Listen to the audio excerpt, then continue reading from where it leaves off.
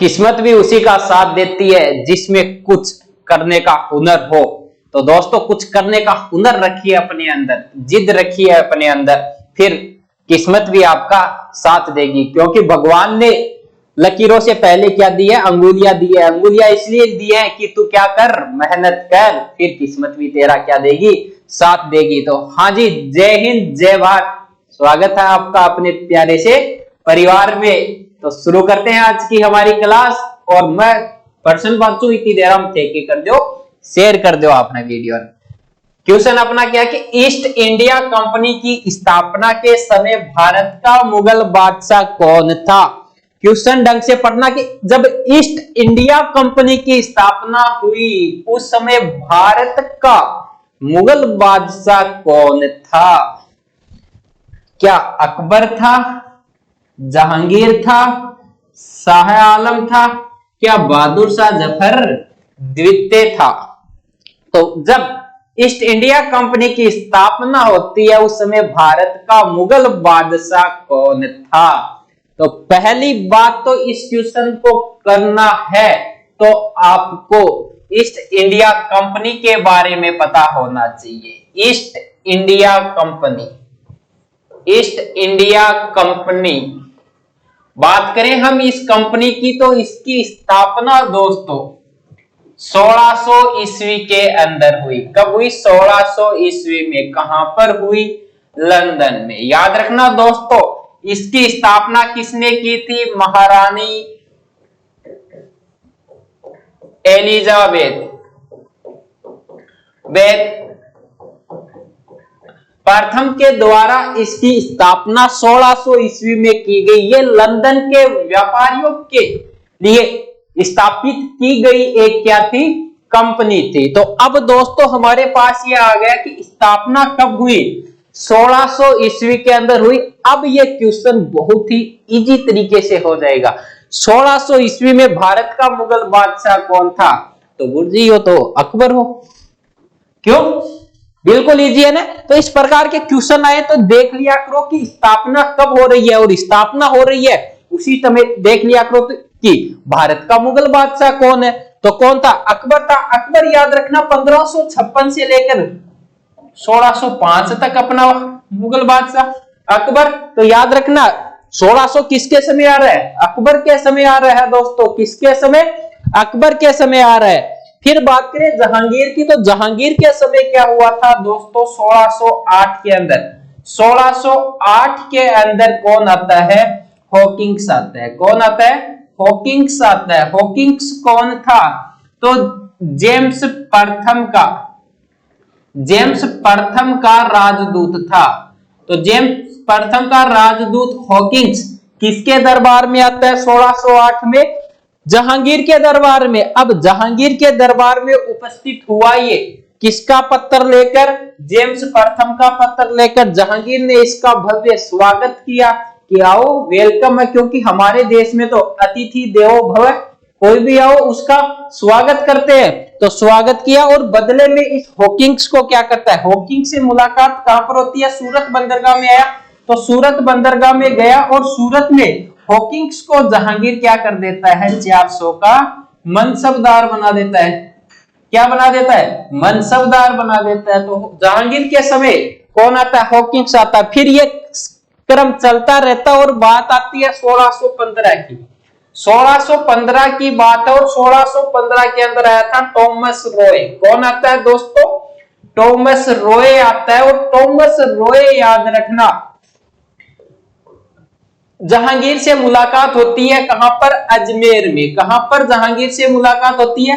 अजमेर में। और इस थॉमस रॉय को जहांगीर क्या करता है? भारत में व्यापार प्रारंभ करने की अनुमति। जहांगीर ने व्यापार की क्या दे दी? इनको अनुमति दे दी। तो ईस्ट इंडिया कंपनी को भारत में व्यापार प्रारंभ करने की अनुमति किस मुगल बादशाह ने दी? तो किसने दी? जहांगीर ने। कब दी? 1615। कौन सा अंग्रेज अधिकारी मुगल बादशाह जहांगीर से व्यापार प्रारंभ करने की अनुमति प्राप्त करने में सफल रहा? थॉमस रॉय। कहां पर मुलाकात होती है? अजमेर के अंदर होती है गुरुजी। वेरी गुड, अजमेर में होती है। शाह आलम ने क्या किया था, इनको कर मुक्त व्यापार की अनुमति दे दी।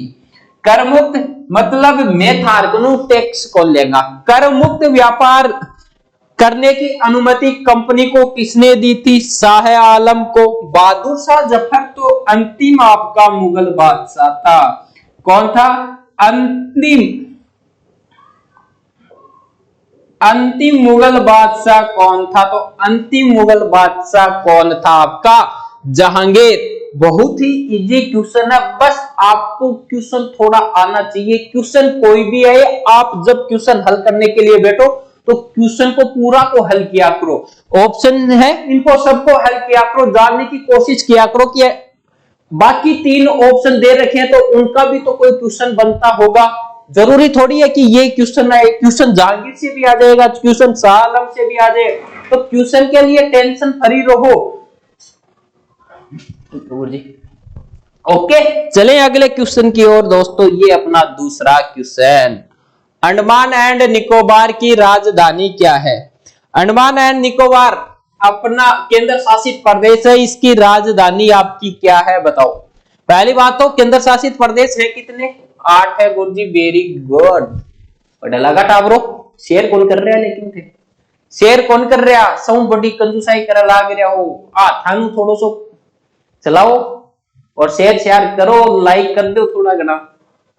अब आ जाओ, कौन सी है, क्या कवारती है, दमन है, पोर्ट ब्लेयर और लेह। क्या बात है, सभी सही दे रहे हो, क्या बात है, वेरी गुड। यही उम्मीद आपसे, आपकी तैयारी बहुत अच्छी रही। अंडमान एंड निकोबार की राजधानी कौन सी होगी आपकी, पोर्ट ब्लेयर। कवारती किसकी है, तो याद रखना लक्षद्वीप की। लक्षद्वीप की आपकी राजधानी कवारती। दमन, ये दमन व द्वीप और दादर नगर हवेली। दादर नगर हवेली और दमन व द्वीप की राजधानी दमन पोर्ट ब्लेयर होगी। लेह किसकी राजधानी है, लद्दाख की राजधानी है। किसकी है दोस्तों, लद्दाख की राजधानी है। तो आ जाए कि लद्दाख की राजधानी कौन सी है, लेह। किस नदी के ऊपर, गुरुजी सिंधु पर। वेरी गुड, पता लगा रहा है, किस नदी पर, सिंधु नदी के ऊपर। पोर्ट ब्लेयर किसकी, अंडमान एंड निकोबार की। कवारती किसकी गुरुजी, लक्षद्वीप की। दमन व द्वीप व दादर नगर हवेली की। वेरी गुड, चला गए। आओ, अरे भागा मत मेरी यार। अब आओ देखो, नागार्जुन क्वेश्चन आया हुआ है सेम टू सेम एसएससी और आर्मी। देखो दोस्तों, क्वेश्चन फिक्स क्वेश्चन है, वो क्वेश्चन ही आपके आते रहते हैं, बस थोड़ी सी लैंग्वेज ऊपर नीचे अप डाउन होती रहती है, तो उसे घबराया मत करो, एकदम टेंशन फ्री मस्त मौला रहा करो कि परेशान रहना। कौन सी ये चुनौतियां कम हो जाएंगी, 1% ही कम को नहीं हो। तो आदमी ने जीनो है तो आदमी हंस की जियो, उदास उदास होना की जरूरी नहीं है। क्यों गुरुजी, जीवन तो काटना ही है, कैसे भी काटो। तो नागार्जुन, अश्वघोष और वासुमित्र किसके समकालीन हैं, चंद्रगुप्त द्वितीय, हर्षवर्धन, समुद्रगुप्त और कनिष्क। जल्दी से बताओ, नागार्जुन, अश्वघोष और वासुमित्र किसके समकालीन है। क्या चंद्रगुप्त के है, हर्षवर्धन के, समुद्रगुप्त के या कनिष्क के। और जिसने भी इसका आंसर दिया है कनिष्क, उसका बिल्कुल क्या हो जाएगा, सही हो जाएगा। बात करें नागार्जुन की, तो नागार्जुन को तो भारत का आइंस्टीन कहा जाता है। भारत का आइंस्टीन किसे कहा जाता है, नागार्जुन को। अश्वघोष और वासुमित्र, जो चौथी आपकी बौद्ध समिति हुई थी, बौद्ध समिति या संगीति, कहां पर हुई थी, कुंडन वनग्राम। और ये कुंडन वनग्राम आपका कहां पर पड़ता है, जम्मू एंड कश्मीर। किसने बुलवाई थी, कनिष्क ने बुलवाई थी। और इस चौथी बौद्ध समिति की अध्यक्षता किसने की थी, तो इसकी अध्यक्षता कौन करता है, तो याद रखना कौन करता है, अश्वघोष और वासुमित्र। रह जाएगा यार कि चौथी बौद्ध संगीति की अध्यक्षता किसने की थी, तो अश्वघोष और वासुमित्र किसने बुलाई थी? कनिष्क ने। कहां पर? कुंदन वनग्राम, जम्मू एंड कश्मीर के अंदर। रह जाएगा याद। चंद्रगुप्त द्वितीय के दरबारी देखो, चंद्रगुप्त द्वितीय के दरबारी देखो, तो इसके दरबार के अंदर दोस्तों याद रखना आर्यभट्ट, आर्यभट्ट जिसने शून्य दिया। शून्य वो चीज है जिसकी, शून्य वो संख्या है, शून्य वो है जिसकी खुद की कुछ वैल्यू नहीं होती, लेकिन जिसके साथ भी खड़ा हो जाता है उसकी वैल्यू बढ़ा देता है। तो आप भी जीवन में अपनी शून्य जैसी वैल्यू रखो कि जिसके साथ भी खड़े हो उसकी वैल्यू बढ़ा दो। क्यों गुरुजी? शून्य की तरह बनो आप भी। तो आर्यभट्ट जिसने शून्य दिया। आर्यभट्ट के बाद इसके दरबार में था धन्वंतरी। धन्वंतरी था चिकित्सक। ये इसका प्रमुख क्या था? चिकित्सक था। पुस्तक इसकी है निघंटु। पुस्तक कौन सी लिखता है? ये निघंटु पुस्तक लिखता है, याद रखना। उसके बाद बात करें चंद्रगुप्त द्वितीय के दरबार में था वराहमिहिर। वराहमिहिर जिसने क्या दिया? पंच सिद्धांत। जिसने क्या दिया? आपका पंच सिद्धांत दिया।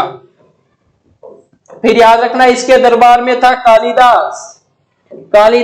कालिदास जिसे याद रखना मूर्ख कवि कहा जाता है। मूर्ख इसे क्या कहा जाता है? कवि। और इसे भारत का क्या कहा जाता है? भारत का इसे शेक्सपियर कहा जाता है। तो भारत का शेक्सपियर किसे कहा जाता है? तो किसे कहा जाता है दोस्तों? कालिदास को। तो याद रखना कि आर्यभट्ट आ जाए, धन्वंतरी आ जाए, वराहमिहिर आ जाए, कालिदास किसके दरबारी थे? तो चंद्रगुप्त द्वितीय के। हर्षवर्धन का दरबारी कवि था बाणभट्ट। कौन था दोस्तों? बाणभट्ट। और बाणभट्ट की बात करें तो इसने पुस्तक लिखी थी हर्षचरित्र और कादंबरी। हर्षचरित्र और कादंबरी पुस्तक किसने लिखी? तो किसने लिखी थी? हर्षवर्धन के दरबारी कवि बाणभट्ट। समुद्रगुप्त के पास था हरिसेन था। और हरिसेन जिसने प्रयाग बोल दो या इलाहाबाद प्रशस्ति लिखी। इलाहाबाद प्रशस्ति लिखी। किसने लिखी?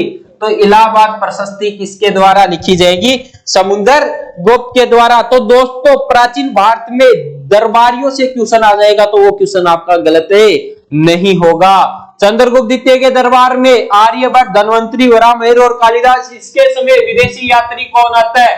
तो इसके समय आता है कौन? फाहियान। और फाहियान याद रखना भारत आने वाला पहला क्या था? चीनी यात्री। भारत आने वाला पहला चीनी यात्री कौन था? तो भारत आने वाला पहला चीनी यात्री आपका कौन था? फाहियान। फिर हर्षवर्धन के दरबार में बाणभट्ट जिसने हर्षचरित्र और कादंबरी लिखी। और हर्षवर्धन के समय कौन आता है आपका? ह्वेंसांग आता है गुरुजी। Very good. कौन आता है? ह्वेंसांग। समुद्रगुप्त हरिसेन जिसने प्रयाग या इलाहाबाद प्रशस्ति लिखी। और कनिष्क के दरबार में नागार्जुन, अश्वघोष और वासुमित्र आपके कौन थे? दरबारी विद्वान थे। क्वेश्चन गलत नहीं होने दूंगा, टेंशन फ्री रहो, चिल। चलो आगे। ओलंपिक खेलों की व्यक्तिगत प्रतिस्पर्धा में स्वर्ण पदक जीतने वाला पहला भारतीय कौन है? ओलंपिक खेलों की व्यक्तिगत प्रतिस्पर्धा में स्वर्ण पदक जीतने वाला पहला भारतीय कौन है?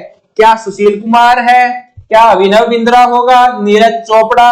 क्या आपका रवि दहिया होगा? जल्दी से कमेंट बताओ कि ओलंपिक खेलों की व्यक्तिगत प्रतिस्पर्धा में स्वर्ण पदक जीतने वाला पहला भारतीय कौन था? तो कौन था? जल्दी बताओ।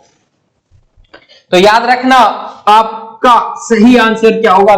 बै। और जो भी बै आंसर दे रहा है उसका बिल्कुल सही हो जाएगा। पार्टी करो, जस्ट चिल। जिसने भी बै बताया एक बार नाच कर लो, डांस कर लो। और जगह गलत बताया तो एक बार वीडियो शेयर कर दो और आखिर ध्यान दे लो। सुशील कुमार याद रखना लगातार 2 ओलंपिक मेडल।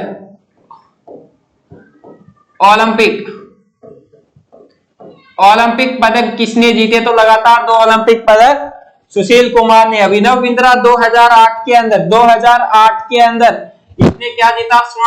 स्वर्ण पदक जीता। किसमें जीता था? 10 मीटर एयर राइफल में। एयर राइफल के अंदर इसने क्या जीता था? स्वर्ण पदक। नीरज चोपड़ा दोस्तों इस बार जो टोक्यो ओलंपिक हुआ है, टोक्यो ओलंपिक आपका, टोक्यो ओलंपिक कहां पर आयोजित हुआ, जल्दी से बताओ। टोक्यो ओलंपिक का आयोजन कहां पर हुआ 2020, कहां पर था, जापान। और जहां पर हुआ था आयोजन वहां पर नीरज चोपड़ा क्या करता है, स्वर्ण पदक जीतता है। कौन सा स्वर्ण पदक जीतता है, किस खेल में जीतता है, कमेंट करो। नीरज चोपड़ा किस खेल में स्वर्ण पदक जीतता है, तो javelin throw, javelin throw, javelin throw बोल दो या भाला फेंक, भाला फेंक, जेवेलियन थ्रो या भाला फेंक। कितना था 87.58 मीटर गुरजी, 87.58 मीटर इसने भाला फेंका था। नीरज चोपड़ा की एक बात मुझे याद आ रही है कि नीरज चोपड़ा जब सक्सेस होकर आ गया था तब उससे पूछा कि आपको क्या चेंज नजर आ रहा है, तो नीरज चोपड़ा ने कहा था कि जब मैं ओलंपिक में भाग लेने के लिए जा रहा था तो एयरपोर्ट के ऊपर मेरा कोच और मेरा पिताजी मेरे साथ थे, मेरे को देखने के लिए कोई जनता नहीं आई, ना ही किसी प्रकार की भीड़ लगी, मैं नॉर्मली चला गया। लेकिन जैसे ही मैंने स्वर्ण पदक जीता और वापस जब भारत आया तो जब मैंने एयरपोर्ट पर देखा तो लाखों की संख्या में क्या थी, भीड़ थी। तब मुझे समझ में आया कि असफलता में व्यक्ति अकेला होता है और सफलता में पूरी दुनिया उसके क्या होती है, पीछे होती है। सही है गुरुजी। तो याद रखना ये नीरज चोपड़ा क्या करता है, टोक्यो ओलंपिक के अंदर क्या करता है, स्वर्ण पदक जीतता है। रवि दहिया, रवि दहिया क्या करता है, जो आपका टोक्यो ओलंपिक हुआ है, टोक्यो ओलंपिक कब हुआ 2020 वाला, उसके अंदर 21 में हुआ था। इसके अंदर ये क्या करता है, कुश्ती के अंदर रजत पदक, कुश्ती में क्या जीतता है, रजत पदक जीतता है। रजत क्या जीतता है,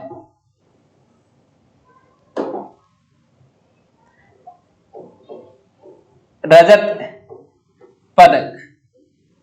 किसमें, कुश्ती में। वेरी गुड, हो गया क्लियर।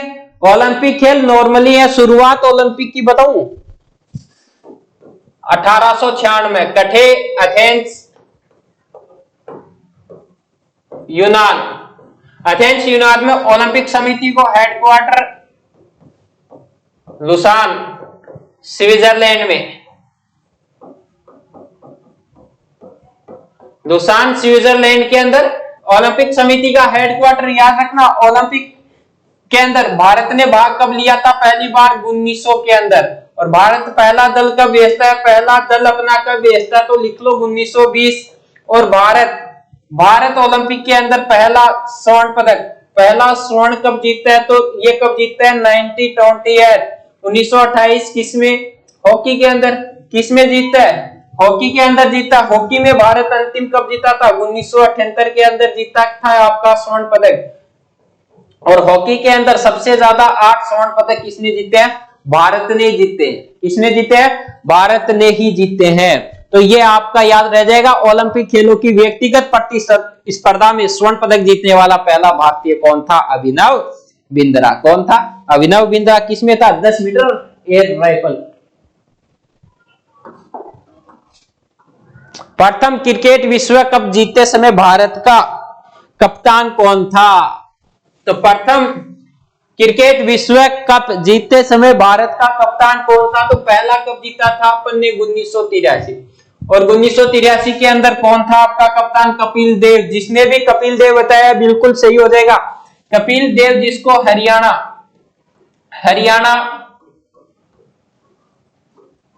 हरिकेन के नाम से जाना जाता है, हरियाणा हरिकेन के नाम से किसे जाना है, कपिल देव। 1983 के अंदर भारत ने जीता था, किसको हराया था, वेस्ट इंडीज को। वेस्ट इंडीज को भारत ने हराकर क्या जीता था, क्रिकेट वर्ल्ड कप जीता था दोस्तों। फिर वो याद रखना भारत एकमात्र ऐसा देश है जिसने 60 ओवर, 50 ओवर और 20 ओवर का क्रिकेट वर्ल्ड कप जीता है, याद रखना। फिर रोहित शर्मा वर्तमान कप्तान, वर्तमान भारत के कप्तान कौन है, तो वर्तमान भारत के एक दिवसीय कप्तान कौन है, तो आपके कौन है, रोहित शर्मा। धोनी याद रखना, धोनी 2007 2007 में T20 2007 के अंदर T20 वर्ल्ड कप जिताया। क्यों अब 2007 के अंदर तो इन्होंने T20 वर्ल्ड कप जीताया। 2011 के अंदर क्रिकेट वर्ल्ड कप। तो भारत याद रखना T20 वर्ल्ड कप कब जीता, तो T20 वर्ल्ड कप कब जीता 2007 में। एक दिवसीय कब जीताया धोनी ने, तो 2011 में धोनी की कप्तानी में अजीत वाडेकर पहले कप्तान, पहले एक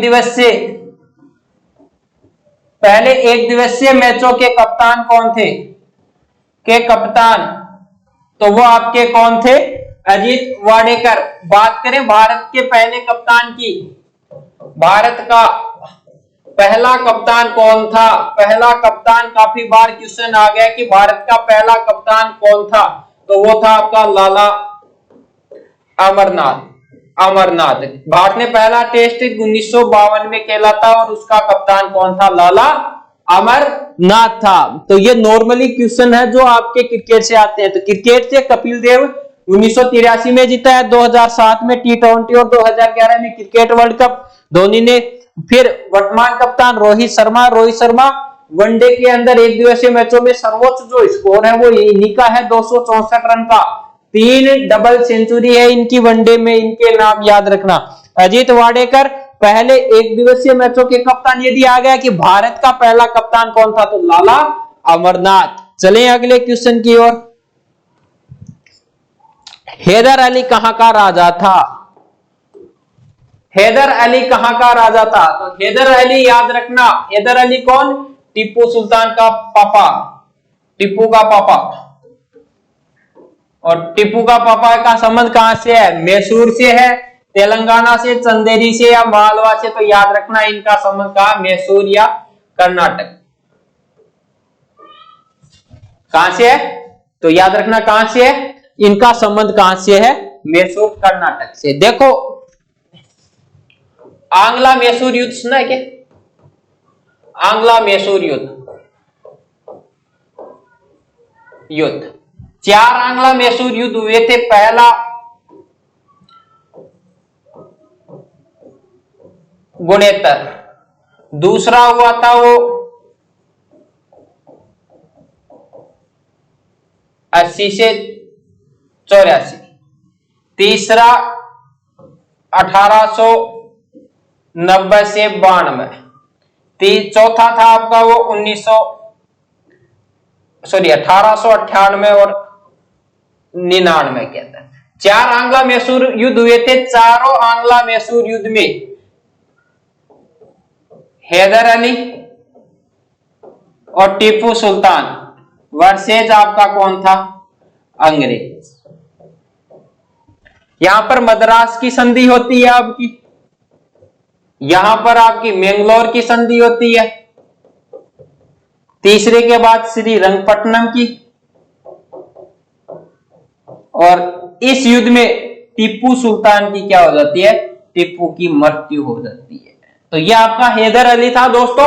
4 आंग्ला मैसूर युद्ध होंगे 1867 से 69, फिर आपका याद रखना 70 से नहीं 80 से 84, फिर 1890 से 92, चौथा 1898 से 99 के बीच। पहला युद्ध मद्रास की संधि के तहत समाप्त हुआ, दूसरा हुआ मैंगलोर की संधि, तीसरा किस संधि के तहत होता है, श्रीरंगपट्टनम की, और चौथे में क्या होता है, टीपू सुल्तान की मृत्यु हो जाती है। टीपू सुल्तान वही था जो ये कहता था कि भेड़ की तरह 100 वर्ष मत जियो, शेर की तरह 1 वर्ष जियो। वह दोस्तों चाहे आदमी कमजोर हो या होशियार हो, उस दौड़ना सबको पड़ता है। जंगल होता है, जंगल में हिरण सुबह उठता है तो सबसे पहले यही सोचता है कि आज यदि मैं पूरे दिन पूरी जी जान लगाकर नहीं दौड़ा तो मारा जाऊंगा। और उसी जंगल में जब सुबह शेर उठता है तो वो क्या सोचता है कि यदि आज मैं पूरे दिन जी जान लगाकर नहीं दौड़ा तो मैं भूखा मर जाऊंगा। तो तो दौड़ना दोनों को पड़ता है। हिरन दौड़ता है अपनी जान बचाने के लिए और शेर दौड़ता है अपना शिकार करने के लिए। तो चाहे कमजोर हो या होशियार, मेहनत सबको करनी पड़ेगी। कर रहे हो क्या गुरुजी? मालो तो देखियो भी नहीं थे, थाला के लाग रहा बोले अभी सेटिंग चेक करो, तो या तो घर बैठा बैठा कर लियो। बा देखो तराइन का प्रथम युद्ध किसके बीच हुआ था? पोरुष सिकंदर, कासिम दाहिर, बाबर इब्राहिम लोधी, पृथ्वीराज चौहान और गोरी। मैं पानी पी लू थे जल्दी से को के दोगा आंसर दे दो। चादर तो है ना गुरुजी, रिकॉर्डिंग तो हो रही है ना? हो रही है।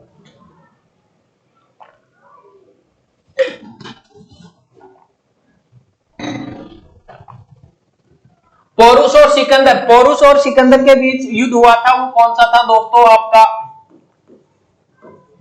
हाइडे स्पीच, या जिसको बोलते हैं झेलम, या उसको बोलते हैं वितस्ता नदी का युद्ध। ठीक है, सिकंदर जिसका नाम आपको मिल जाएगा अलेक्जेंडर। जिसका नाम क्या मिल जाएगा आपको? अलेक्जेंडर मिल जाएगा। जिसका नाम आपको क्या मिलेगा? अलेक्जेंडर। कब हुआ था? 326 ईसा पूर्व। और बताते हैं पूरा विश्व जीतने वाला सिकंदर भारत आकर पोरुष से हार गया था। किससे हार गया था? पोरुष के साहस को और इसके जज्बे को जब देखा तो सिकंदर भी इसके आगे अपना सर झुकाता है कि यार मान गया तो बंदा बहुत खतरनाक है। अपने देश के लिए, अपनी मातृभूमि के लिए इस प्रकार से तुम्हारा हौसला जज्बा देखने लायक है। और पूरे विश्व को जीतने वाला सिकंदर आज तेरे सामने क्या करता है? अपना सर झुकाता है। दोस्तों, जिद्दी और पागलपन के लोग इस दुनिया में परसेंटेज में नहीं नंबर में होते हैं मेरे दोस्त। इसलिए भीड़ का हिस्सा मत बनो, भीड़ की वजह बनो। तो जिद्दी और पागलपन था किसके अंदर? पोरुष के अंदर, अपनी मातृभूमि की रक्षा के लिए। तो याद रखना, सिकंदर और पोरुष के बीच आपका युद्ध कौन सा होगा? हाइडे स्पीच का होगा। तो ये तो होगा नहीं। सिकंदर पूरे विश्व को जीतने वाला सिकंदर विजय श्री को प्राप्त वीर योद्धा, पराक्रमी योद्धा था। जहां कहीं से भी जाता था विजय श्री इसके कदमों को चूमती थी। एक दिन मतवाला होकर जा रहा था तो कुछ भेड़ बकरी चराने वाले संतों ने इसे देखा, तो देखकर इसके गुणगान करने लगे, प्रशंसा करने लगे। वाह सिकंदर आया, तुम बहुत पराक्रमी योद्धा हो, बहुत बड़े योद्धा हो, तुम जहां कहीं से भी जाते हो विजय श्री तुम्हें तुम्हारे कदमों को चूमती है। मतलब बहुत ज्यादा इसकी प्रशंसा करते हैं। तो कहा कि तुम बहुत बड़े आदमी हो, हम गरीब आदमी हैं, ये सुई आप रख लो, ये हमारे कपड़े सिलने के काम आती है। जब हम मरकर ऊपर आए तो आप हमें ये सुई दे देना, जिससे कि हम लोग क्या करेंगे? अपने कपड़े सिल लेंगे। तो सिकंदर बोलता है कि पागल हो जाओगे, मरने के बाद कौन क्या कुछ ले जाता है? तो बोला यही बात हम तेरे को समझा रहे हैं, तू क्यों लोगों के सर काटता फिर रहा है? मरने के बाद कोई कुछ नहीं लेकर जाएगा। तो सिकंदर पूरे विश्व को जीतने वाला सिकंदर। कासिम और दाहिर के बीच दोस्तों युद्ध होता है 712 के अंदर रोवर का। किसका युद्ध होता है? रोवर का युद्ध होता है। किनके बीच होता है? तो किसके बीच होता है? कासिम और दाहिर के बीच। कासिम याद रखना दोस्तों, भारत आने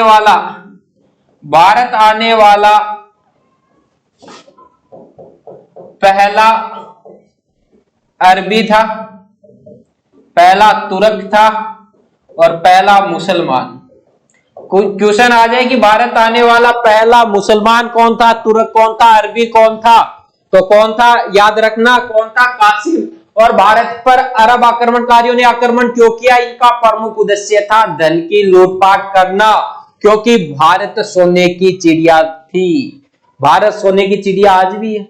वो गाना ना, जहां डाल डाल पर सोने की चिड़िया करती है बसेरा, वो भारत देश में। तो भारत तो सोने की चिड़िया। भारत के अंदर सोने के सिक्के हुआ करते थे, वो गिनकर नहीं रखते थे लोग, वो किलो के अंदर रखते थे। किसके अंदर?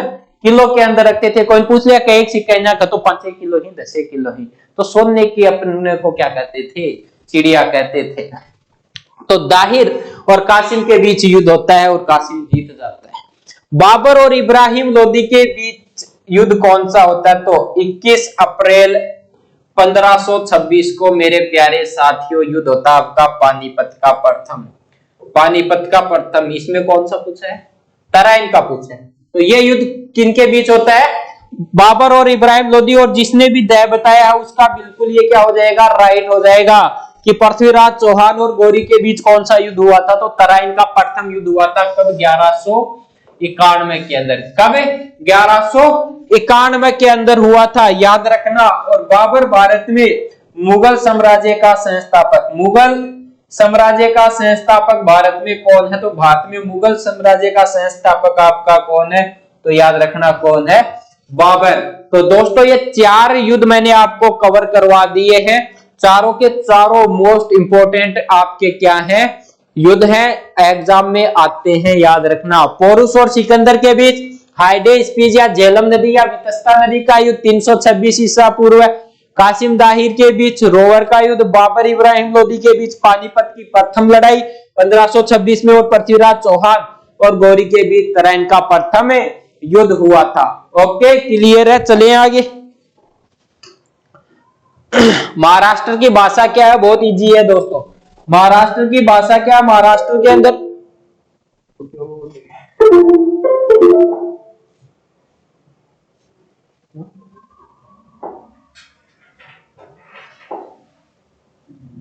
आगो महाराष्ट्र की भाषा क्या है? तो महाराष्ट्र की भाषा क्या है दोस्तों?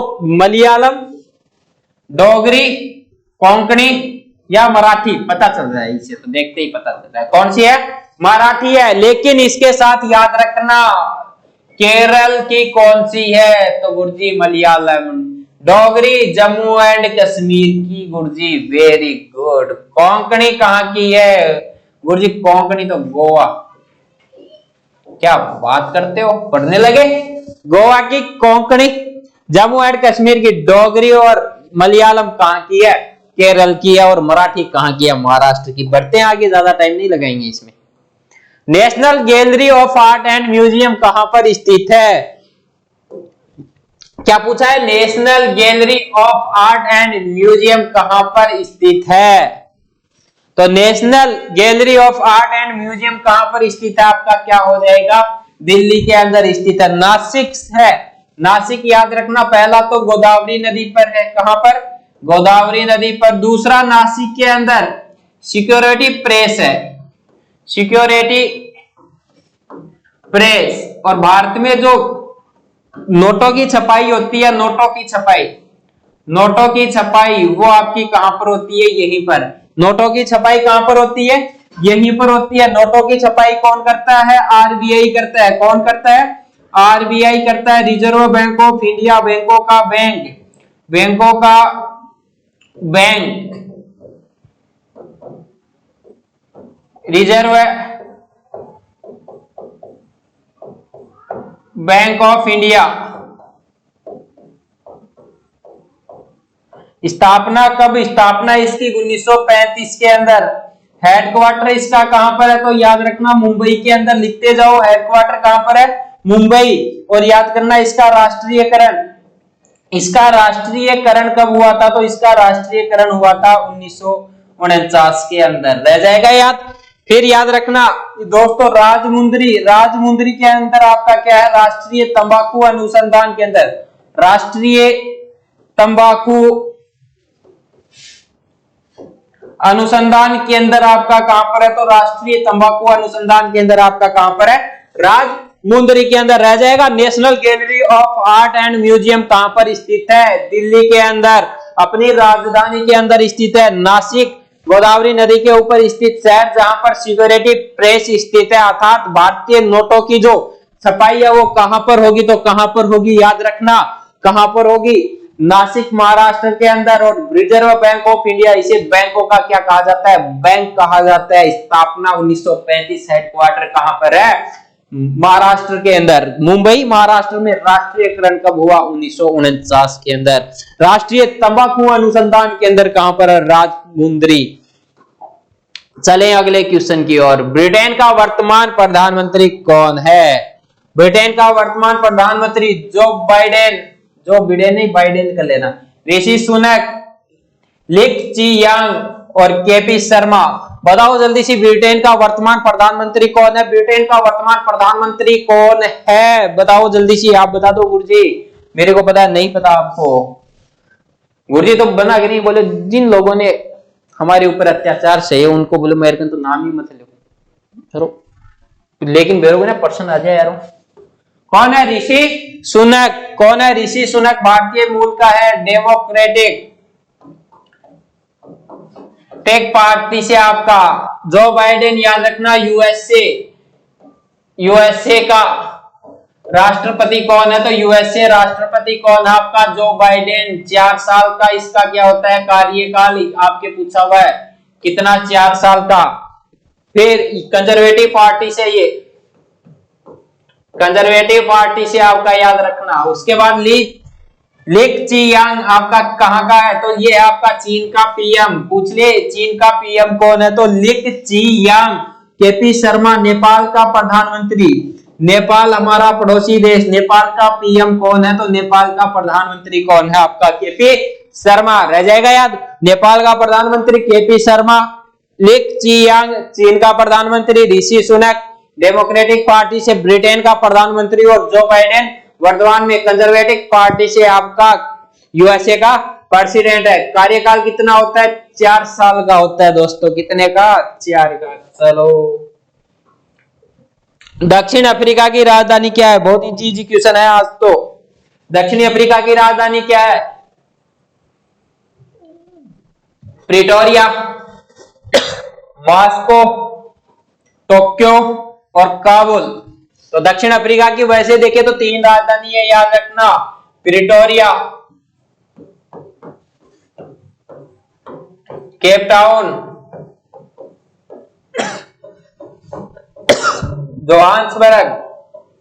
ये 3 राजधानी किसकी है, तो किसकी है, दक्षिण अफ्रीका की। याद रखना, दे रखा प्रिटोरिया आपकी राजधानी किसकी हो जाएगी, अफ्रीका की। मॉस्को किसकी है, तो रूस की, रूस की। टोक्यो किसकी है, जापान, जापान की राजधानी टोक्यो। काबुल किसकी है, गुरुजी अफगानिस्तान। Very good. अफगानिस्तान की कैपिटल क्या है, तो अफगानिस्तान की कैपिटल आपकी क्या है, तो याद रखना क्या है, काबुल। रह जाएगा याद, बिल्कुल इजी क्वेश्चन है, कुछ हार्ड वाला है ही नहीं, बस याद रख लेना। रूस की मॉस्को, जापान की टोक्यो, अफगानिस्तान की कौन सी, काबुल। धुआं उठेगा, पेपर को उड़ा दोगे आप। अष्टाधामी नहीं है, अष्टाधाई है। अष्टाधाई पुस्तक किसने लिखी, अष्टाधाई, ये कर लेना यहाँ पर। अष्टाधाई पुस्तक किसके द्वारा लिखी गई, मेगास्थनीज, कल्याण, पाणिनि और विष्णु शर्मा। जल्दी से बताओ कि अष्टाध्यायी पुस्तक किसने लिखी, तो याद रखना अष्टाध्यायी पुस्तक किसने लिखी, पाणिनि। पाणिनि संस्कृत का बाप, संस्कृत का पापा जी, संस्कृत का पापा। जनक किसे कहा जाता, संस्कृत का पाणिनि का। और संस्कृत की पहली पुस्तक कौन सी थी, तो संस्कृत भाषा की, संस्कृत भाषा की प्रथम पुस्तक आपकी कौन सी थी, संस्कृत की फर्स्ट बुक कौन सी थी आपकी, अष्टाध्यायी, जो किसने लिखी, पाणिनि ने लिखी। अपन तो आप भूल गए, संस्कृत, संस्कृत बोलने में लोग शर्म कर रहे हैं, शर्म आ रही है संस्कृत बोल। संस्कृत छोड़ो, हिंदी बोलने में लोगों को शर्म आ रही है, अंग्रेजी लोग बोल रहे हैं। इससे आप अंदाजा लगा रहे हो अपना देश किधर जा रहा है।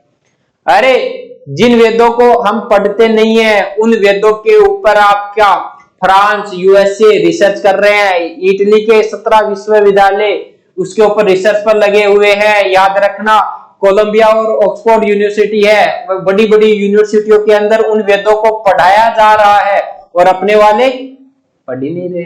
तो कुछ तो होगा उनके अंदर अपने सिलेबस में विदेशी अपने सिलेबस में उनको शामिल कर रखा है। तो टाइम मिले तो अपने वेद है, ऋग्वेद, सामवेद, यजुर्वेद, अथर्ववेद, इनको थोड़ा पढ़ लेना।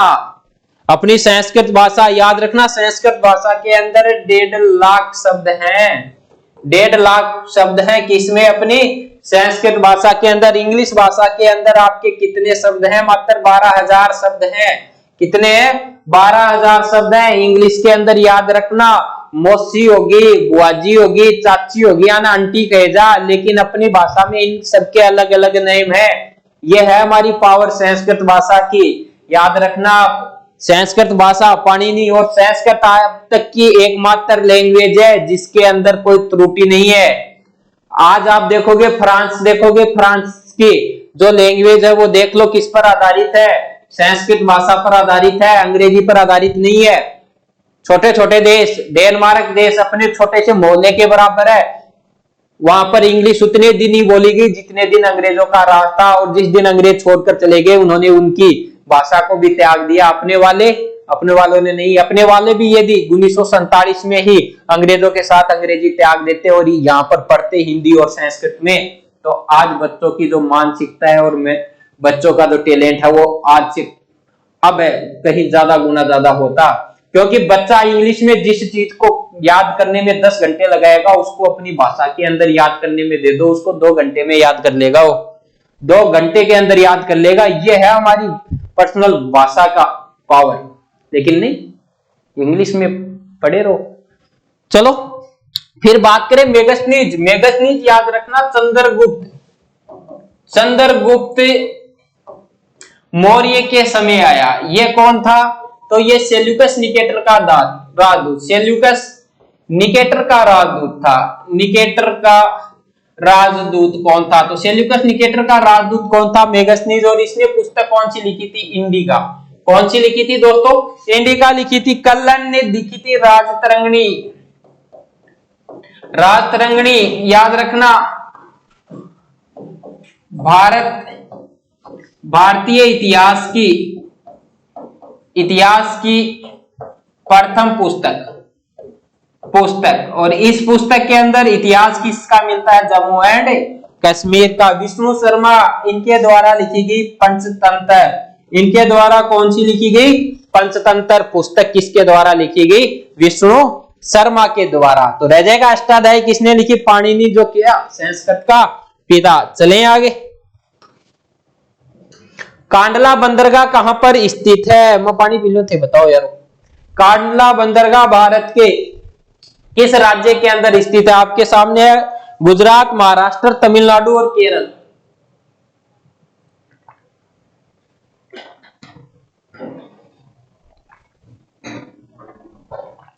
कांडला बंदरगाह कहां पर है? तो कहां पर? गुजरात में है, महाराष्ट्र में है, तमिलनाडु में है, केरल के अंदर है। बताओ जल्दी से बताओ, बताओ भाई जल्दी बताओ, कहां पर है? तो याद रखना, कांडला बंदरगाह कहां पर है? गुजरात में।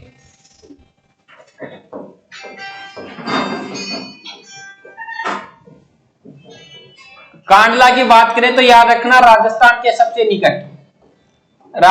सबसे निकट बंदरगाह कौन सा है? तो राजस्थान के सबसे निकट बंदरगाह कौन सा है? कांडला बंदरगाह है। दूसरी याद रखना कि कांडला बंदरगाह हो गया। उसके बाद याद रखना व्यापार मुक्त बंदरगाह है। कौन सा है? व्यापार मुक्त बंदरगाह। फिर उसके बाद याद रखना जो आपका कांडला बंदरगाह है ये ज्वालामुखी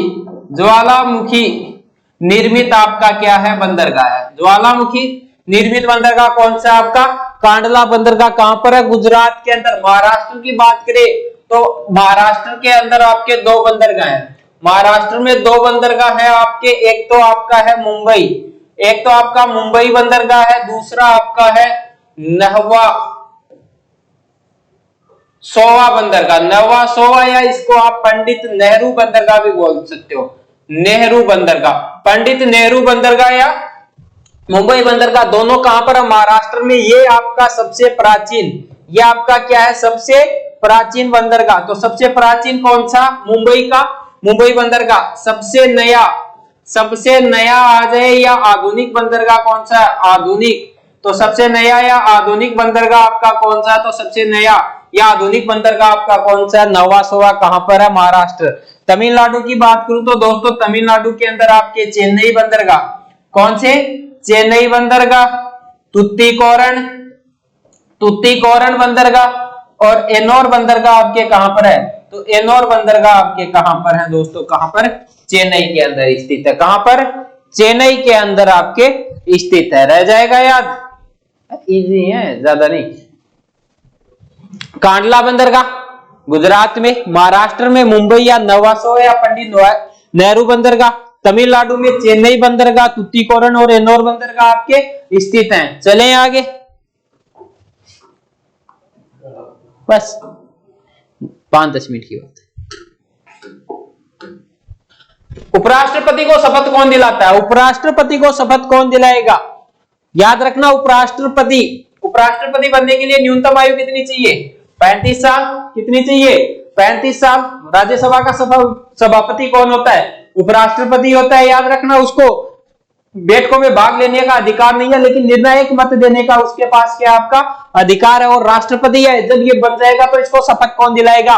तो शपथ आ जाए या त्याग पत्र आ जाए कि ये अपना त्याग पत्र किसको देगा? शपथ या त्याग पत्र दोनों आ जाए, किसको देगा? तो शपथ और अपना ये त्याग पत्र है वो किसको देगा? तो किसको देगा? राष्ट्रपति को देगा। किसको देगा दोस्तों? राष्ट्रपति को देगा। प्रधानमंत्री है, इसको भी शपथ और त्याग पत्र ये भी किसको देगा? तो किसको देगा? राष्ट्रपति को। सर्वोच्च न्यायालय का मुख्य न्यायाधीश है, ये भी अपना त्याग पत्र और शपथ है वो किसके समक्ष लेता है?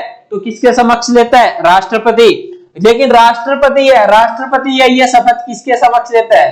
राष्ट्रपति शपथ किसके समक्ष लेता है? तो ये किसके समक्ष लेगा? सर्वोच्च न्यायालय के मुख्य न्यायाधीश। सर्वोच्च आपका जो न्यायालय है इसको आप सुप्रीम कोर्ट बोलते हो, सुप्रीम कोर्ट बोल दो आप, या इसको उच्चतम न्यायालय बोल दो। उच्चतम न्यायालय कहां पर स्थित है? तो रायसीन की पहाड़ियां, और रायसीन की पहाड़ियां कहां पर है मेरे प्यारे दोस्तों? पहाड़ियां कहां पर है? तो ये सर दिल्ली में है। Very good Lallan Topo, very good, बिल्कुल सही है। कहां पर है? दिल्ली के अंदर। राष्ट्रपति को शपथ कौन दिलाएगा? सर्वोच्च न्यायालय का मुख्य न्यायाधीश। और राष्ट्रपति अपना त्याग पत्र किसे देता है? तो ये अपना त्याग पत्र है वो किसको देगा? तो किसको देगा? उपराष्ट्रपति को देगा। किसको देगा? उपराष्ट्रपति को देगा। वेरी गुड, नोट करो एक बार इनको, कुछ नहीं है, स्क्रीनशॉट ले लो, फिर कुछ नहीं है, नॉर्मली चीज है, रह जाएगी याद। प्रधानमंत्री अपना शपथ और त्याग पत्र किसको? राष्ट्रपति को। उपराष्ट्रपति को शपथ और त्याग पत्र राष्ट्रपति को। सर्वोच्च न्यायालय को न्यायाधीश है उसको शपथ और त्याग पत्र राष्ट्रपति को देगा। राष्ट्रपति को शपथ सर्वोच्च न्यायालय का मुख्य न्यायाधीश दिलाएगा, लेकिन त्याग पत्र ये अपना किसको देगा? उपराष्ट्रपति को देगा। आओ, 1857 की क्रांति में कानपुर से नेतृत्व किसने किया था? 1857 की क्रांति भारत का पहला स्वतंत्रता संग्राम या सैन्य विद्रोह के नाम से भी इसे जाना जाता है। और 1857 की क्रांति में कानपुर से नेतृत्व किसके द्वारा किया गया? आपके सामने है महारानी लक्ष्मीबाई, बेगम हजरत महल, नाना साहब और कुंवर सेन। जल्दी से बताओ, आपके सामने 4 ऑप्शन ये रहे, जल्दी से आपका आंसर क्या होगा? और याद रखना जिसने भी क्या दिया है, कानपुर से किसने किया था? नाना साहब ने।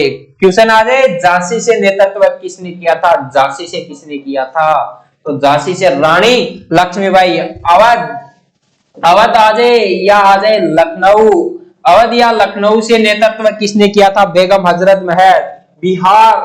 बिहार के अंदर पड़ता है जगदीशपुरा रियासत, जगदीशपुरा रियासत कहां पर पड़ती है आपकी? तो कहां पर पड़ती है आपकी? बिहार में। यहां से किया था कुंवर सेन। बताते हैं कुंवर सेन व्रत था। अंग्रेज कहते थे यदि कुंवर सेन युवा रहता 32 साल का तो हम 1857 की क्रांति नहीं जीत पाते। दोस्तों कुंवर सेन वो था, अंग्रेजों के साथ लड़ रहा था। इसका कथन था, जब तक जीऊंगा अंग्रेजों के हाथ नहीं होऊंगा, अंग्रेज मुझे नहीं पकड़ सकते। बताते हैं दोस्तों इसके हाथ के ऊपर गोली लग गई थी, अंग्रेजों ने इसको घेर लिया था। बताते हैं कि इसने गोली लगी जख्मी हाथ को काटकर गंगा नदी को समर्पित कर दिया। और बताते हैं अंग्रेजों के साथ लड़ता रहा। जब इसको लगा कि अब बचने का कोई चांस नहीं है तो खुद को गंगा नदी के अंदर क्या कर देता है? ये समर्पित कर देता है। ये हमारे महान क्रांतिकारी थे। कौन? कुंवर सेन। नाना साहब, दोस्तों नाना साहब ने कानपुर से नेतृत्व किया था। और नाना साहब का कथन था कि मेरी तलवार है वो हमेशा अंग्रेजों का विरोध करेगी और मेरी तलवार हमेशा अंग्रेजों के खून की क्या रहेगी, प्यासी रहेगी। नाना साहब की अंग्रेजों ने पेंशन बंद कर दी थी। इसको कहा था कि दिल्ली के लाल किले के अंदर आकर आप रहो। इसने कहा दिल्ली के लाल किले में नहीं आऊंगा। इस पर दबाव बनाया दोस्तों नेपाल चला जाएगा। बेगम हजरत महल और ये दोनों कहां पर चले गए थे, नेपाल। बेगम हजरत महल जिसको महक परी कहा जाता है दोस्तों, क्या कहा जाता है, महक परी। महक परी के नाम से दोस्तों इसको जाना जाता है। और बेगम हजरत महल के ऊपर कुशासन का आरोप लगाया था कि ये शासन चलाने के अंदर समर्थ नहीं है। इसने अपने बेटे बिरजेश को, किसको, बिरजेश को अल्प आयु के अंदर यहां पर क्या कर दिया था, राजा घोषित कर दिया था। रानी लक्ष्मीबाई का तो क्या कहना दोस्तों, मनुबाई मणिकर्णिका, बचपन से ही वीर साहसी योद्धा थी ये। और इसने कहा था जब तक मेरे सीने में हृदय धड़कता रहेगा, जब तक मेरे शरीर में रक्त रहेगा, मैं अंग्रेजों के खिलाफ लड़ती रहूंगी और अंग्रेजों द्वारा ये जो अत्याचार किए जा रहे हैं इनके विरुद्ध में डट कर क्या करूंगी, सामना करूंगी। दोस्तों रानी लक्ष्मीबाई का युद्ध हुआ था अंग्रेज अधिकारी ह्यूरोज के साथ। और ह्यूरोज के साथ इसने इतनी पराक्रमी से युद्ध किया था कि ह्यूरोज भी लास्ट में बोलता है कि 1857 की क्रांति में कोई मर्द था तो वो कौन था, रानी लक्ष्मीबाई थी। दोस्तों करते हैं, ये 5 क्वेश्चन है दोस्तों। आगे इसके आपके अपना स्तर देखते जाओ। 5 क्वेश्चन है बस। रक्त का शुद्धिकरण कहां पर होता है, वो तो मैं गुरजान भी पूछूंगा भैया। रक्त का शुद्धिकरण कहां पर होता है, किडनी में, फेफड़ों में, यकृत में, हृदय में। यकृत में सबसे बड़ी ग्रंथि कौन सी है, हैं? अरे गुरुजी काम करने थे 4 ना, छोड़ दो। तो जिसने भी है बताया उसका क्या हो जाएगा, बिल्कुल सही हो जाएगा। किडनी या गुर्दों के अंदर, गुर्दे आ गए, किडनी या गुर्दों के अंदर क्या होता है, रक्त का शुद्धिकरण होता है। अगले देखो जल्दी जल्दी करेंगे 5 के। आयोडीन, आयोडीन का तो आपने देखा होगा, आयोडीन नमक जो खाए वो स्वस्थ रहे। देखा नहीं है, गर्भवती महिलाओं को आयोडीन नमक खिला रहे हैं, खिला रहे हैं ना। टीवी के अंदर काफी बार ऐड आता है कि नमक खाओ, आयोडीन नमक खाओ, आयोडीन नमक खाओ।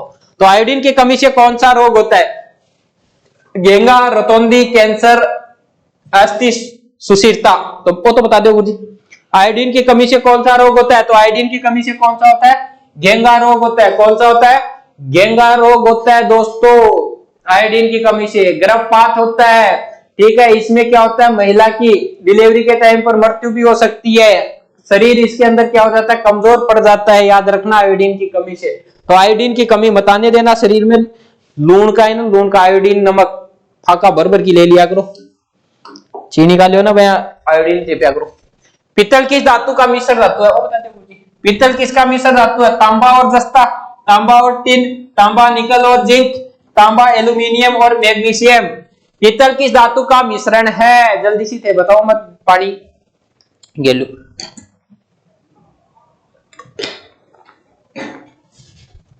जिसने भी है बताया उसका बिल्कुल क्या हो जाएगा, राइट हो जाएगा। अगला क्वेश्चन, 2 क्वेश्चन आपके अगले रीजनिंग से हैं। भिन्न ज्ञात करो, इनमें भिन्न कौन सा है, इनमें भिन्न कौन सा है।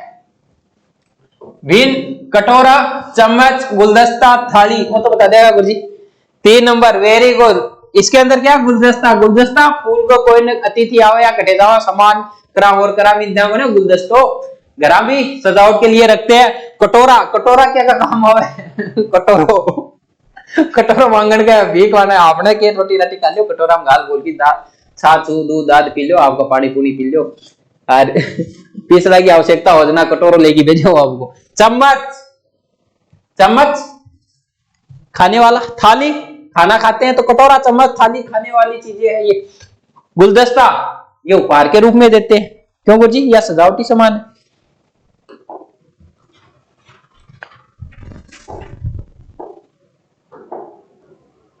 और लास्ट है, अरुण ने कहा यह लड़की, अरुण ने कहा, क्या कहा, यह लड़की मेरे माँ के पोते की पत्नी है। अरुण का उस लड़की के साथ क्या रिश्ता हुआ।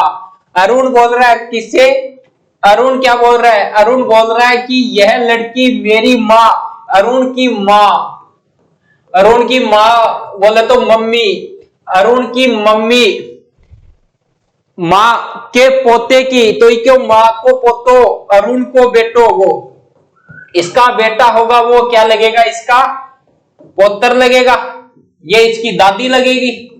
अब क्या पूछ रहा है, पोते की पत्नी, यो इको पोतर है, ये पोतर की पत्नी इकी के कहलावेगी, पत्नी है, तो अरुण का उस लड़की के साथ, तो अरुण को आपके बेटा की लुगाई के साथ में के संबंध रहेगो, भाई को ना, चाचा को ना, दादा को ना, ससुर का, किसका रहेगा, ससुरो लागेगो, यो को के लागेगो, ससुर या ससुरो लागेगो इको।